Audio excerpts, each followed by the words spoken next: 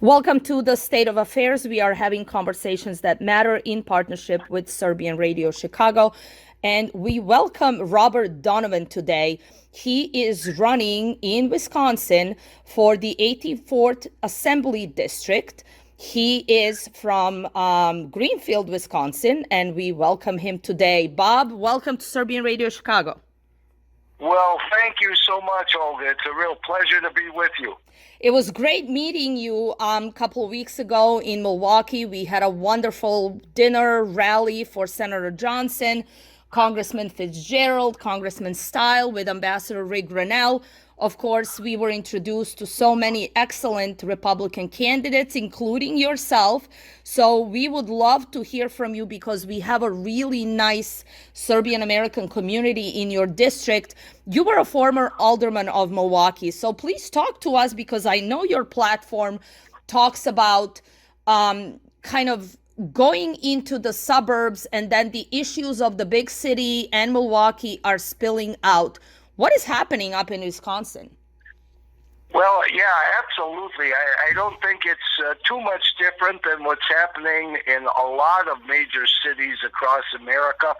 We're all well aware of it, the chaos in these cities that is spreading to our suburbs. And, you know, I was an alderman, as you mentioned, in Milwaukee for 20 years. So I am well aware of the challenges the community faces, and most especially as things relate to crime and disorder. Things from the level of government that impacts people's lives on a daily basis. And as a representative for the state of Wisconsin, I want to work closely with our local elected officials to create that partnership that I think is necessary between the state of Wisconsin and our local governments. This is an issue that I have spoken about over the last several years. It's so necessary to strengthen our local governments and ensure that they're able to deal with these public safety issues, with many of the fiscal challenges that they're faced with, given our economy and so on. So working on that partnership, I think, is first and foremost what I would like to accomplish. One of the things that I did when I was approached by a couple individuals to consider running for this seat, and it's an open seat. The current representative, Mike Kuglich, is not running again. He's retiring, so it's an open seat. And a couple guys had approached me about running, and I said, well, one of the things I want to do before I make that decision is talk with our local officials.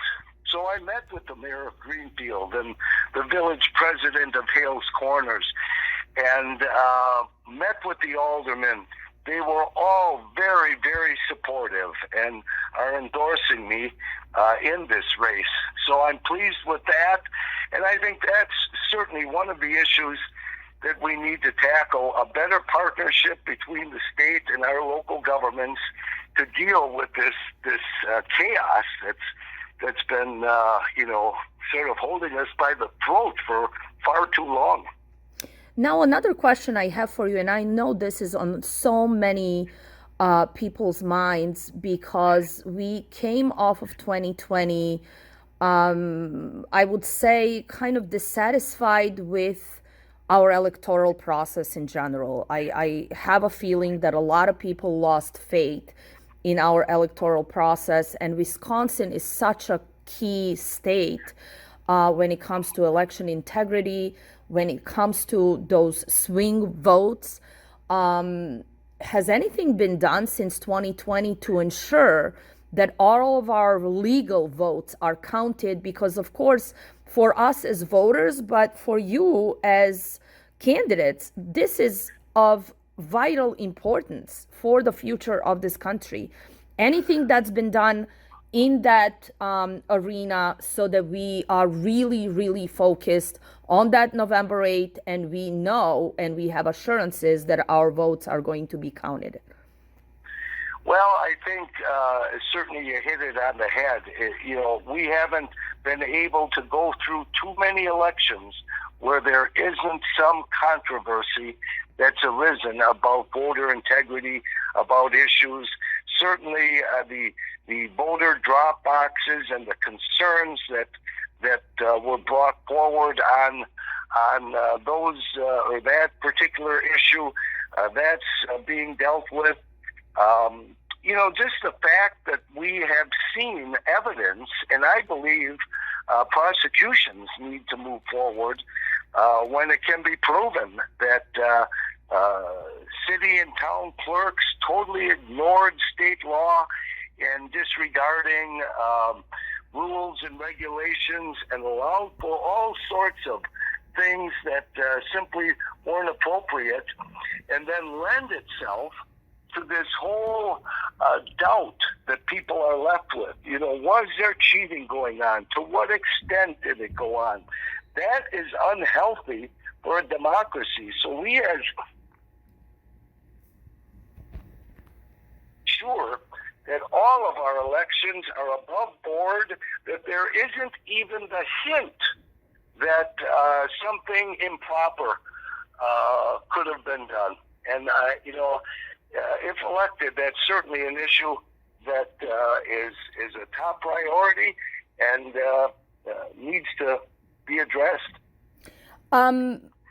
Anything else that I may have missed that you would like to tell our voters in terms of other priorities that we are looking at? There are so many issues that we can talk about. I know you're strong on law enforcement. I know you're strong on law and order. School boards, education, Absolutely. A variety of things.